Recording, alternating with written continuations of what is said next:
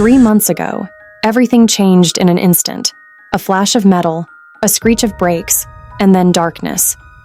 The car accident took my sight, plunging me into a world where shadows and light no longer existed. My parents, desperate to help me adjust, moved us to a secluded old villa on the outskirts of town. It was supposed to be a peaceful place for recovery, but to me it felt more like a cage. The silence was heavy, almost oppressive, as if something unseen was lurking in the corners, watching. This morning I woke up and, for the first time since the accident, I could see. At first, everything was hazy, like looking through fogged glass. But then the shapes sharpened and the colors brightened. I could see the sunlight streaming through the curtains, the dust dancing in the light.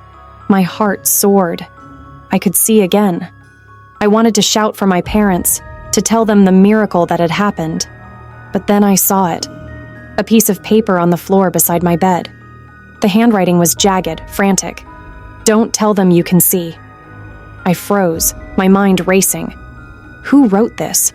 Why shouldn't I tell them? A chill ran through me, but I knew one thing. I had to keep quiet until I figured out what was happening. I dressed slowly, my hands trembling as I fumbled with my clothes, pretending to be blind. As I made my way down the stairs, I heard voices, soft, murmuring, familiar, yet wrong. I turned my head slightly, careful to keep my eyes unfocused as if I were still in the dark. When I stepped into the living room, my stomach twisted. 2 strangers were sitting where my parents should have been.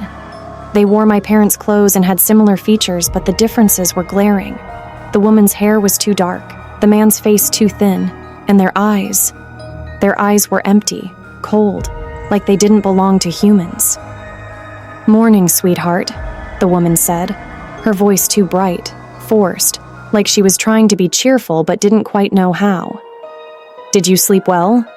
the man added, his voice rough, like he was forcing the words through a throat that hadn't spoken in years. I nodded, forcing myself to keep my gaze blank and my head turned slightly away. "Yeah, same as always." I could feel their eyes on me, studying, searching for any hint that I could see them. I had to act normal, pretend I was still blind. I couldn't let them know the truth. Not yet. As soon as I could, I made an excuse to go back to my room, saying I was feeling tired and needed to rest. Once inside, I closed the door quietly and grabbed my phone, my hands shaking as I dialed Jason's number. Jason, my husband, the one person I trusted more than anyone. "Jess?" he answered, his voice warm and familiar. "What's going on? Are you okay?"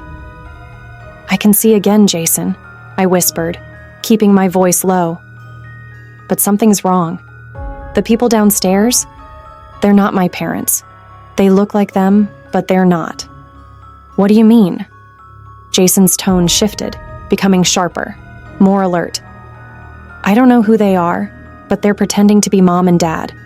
I'm scared, Jason. I don't know what to do." "Listen to me," Jason said firmly. "I just got back from my trip. I'm coming to you right now. Stay put and don't do anything rash." An hour passed like a lifetime, every second dragging. When Jason called again, his voice was laced with confusion and worry. "Jess, I'm at the house, but it's empty. There's no one here. It looks like it's been abandoned for months." My heart pounded in my chest. "Jason, I'm here. I'm inside. I saw them. I talked to them. They're real." "No, Jess. I'm telling you there's no one here. Are you sure you're in the right place?" I didn't hang up. I couldn't. My legs felt like they were filled with lead as I moved back down the hallway, creeping quietly, listening to the murmurs below. As I reached the staircase, I peered around the corner into the kitchen. The strangers had their backs to me, the woman whispering something to the man, her voice too low to hear clearly. Then he turned and I felt my breath catch in my throat. The man was holding a large, blood-stained knife.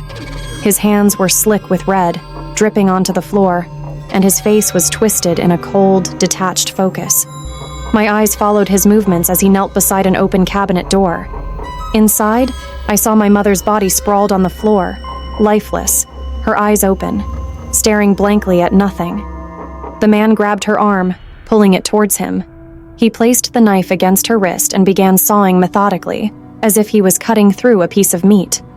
A wave of nausea hit me, and I clamped my hand over my mouth to stifle a scream. The sound of the knife slicing through flesh was wet and sickening, each stroke deliberate and cruel. My mother was gone, and these people, these monsters, were desecrating her body like she was nothing. I stumbled back, my vision blurring with tears. I wanted to run, to escape, but my feet wouldn't move. I was frozen, rooted to the spot, overwhelmed by the horror of what I was seeing. My father was gone too, I realized. They had taken everything from me. I backed away slowly, my heart hammering in my chest. I had to get back to my room, had to call for help. I turned and ran, nearly tripping over my own feet as I slammed my door shut behind me. "Jason," I hissed into the phone, my voice barely more than a whisper. "They're here. They killed Mom and Dad. I saw them. They're cutting up her body." Jason's voice was urgent, panicked. "Jess, listen to me. You need to get out of there. Right now. Find a way out and run. I'm calling the police. Just hold on." Suddenly, there was a knock on the door. I quickly shoved the phone under my pillow, my heart racing. "Jess, honey?" The woman's voice called softly from the other side. "Are you okay? You've been up here for a while. I brought you some tea." I took a deep breath, trying to steady myself. "I'm fine," I called back, trying to keep my voice calm. "Just tired.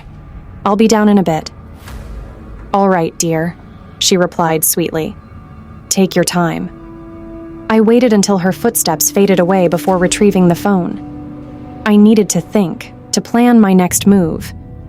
But then I saw it. Another note slipped under the door while I was distracted.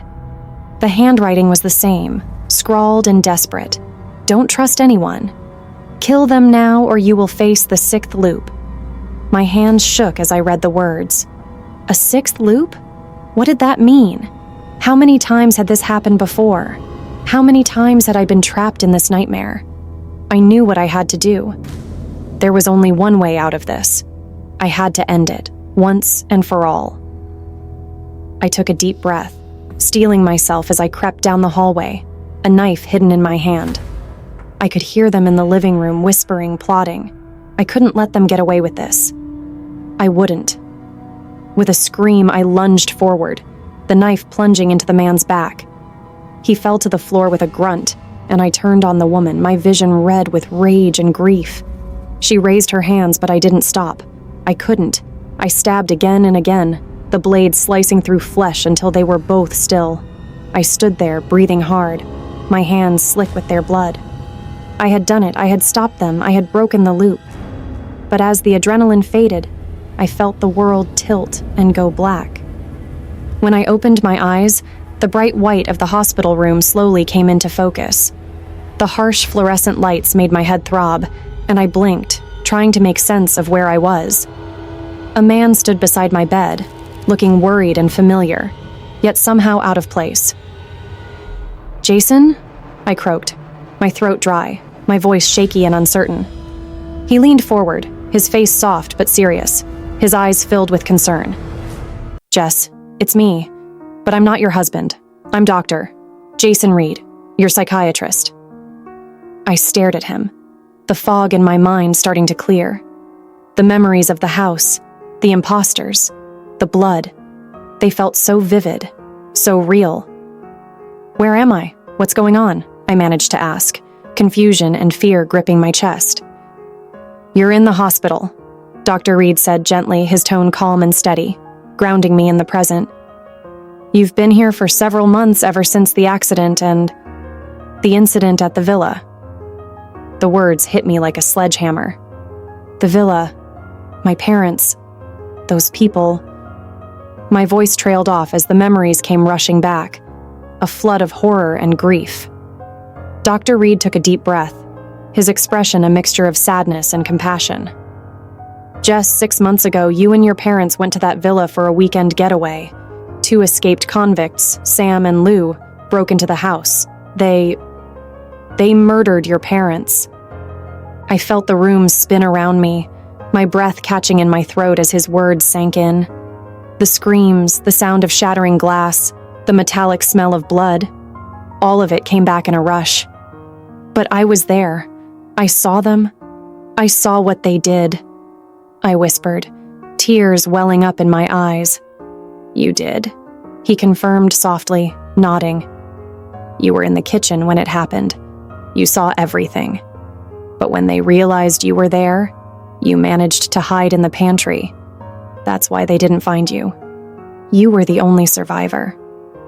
I closed my eyes, the tears streaming down my face as I remembered the terror of that night, the way my heart pounded as I crouched in the darkness, praying they wouldn't hear me, praying they wouldn't find me. "Why didn't they find me?" I asked, my voice breaking. Dr. Reed's voice was gentle, filled with empathy. "They were in a hurry, Jess. They were trying to get in and out quickly. They didn't know you were there. When the police arrived, they found you still hiding, in shock, barely responsive. You've been here ever since, struggling with what we call survivor syndrome." "Survivor syndrome?" I repeated, my brow furrowing as I tried to understand. "Survivor syndrome?" I repeated, my brow furrowing as I tried to understand. "It's a condition where the trauma is so severe, your mind creates alternate realities to protect you from the pain," Dr. Reed explained. "In your case, you've been stuck in a loop, reliving different versions of that night, trying to change the outcome to make sense of what happened. Your mind created these hallucinations as a way to cope with the unbearable reality of losing your parents so violently." I stared at him, the weight of his words pressing down on me. "So, the house, the imposters, the notes, it was all in my head?" I whispered, feeling like the ground had been ripped out from under me. Dr. Reed nodded. "Yes, Jess. Everything you experienced since that night has been a construction of your mind. The imposters were your mind's way of personifying the killers, trying to make sense of the senseless.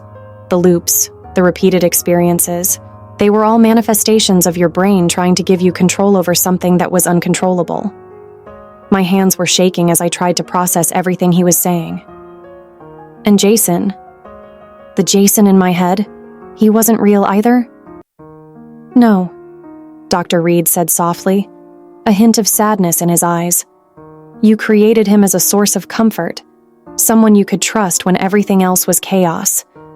Your mind gave you a lifeline, a familiar face in the middle of your nightmare." I looked down at my trembling hands, the memories and the reality clashing in my mind, everything feeling so fragmented, so broken. How do I stop it? How do I get out of this loop? Dr. Reed gave me a small, reassuring smile, placing a hand gently on my shoulder. "You've already taken the first step, Jess. By recognizing what's real and what's not, by facing the truth instead of running from it. It's a long road to recovery, but you're not alone. We're here to help you heal, to help you find your way back to a life where the past doesn't hold you prisoner." I nodded, the tears still flowing, but for the first time in what felt like forever, I felt a small flicker of hope.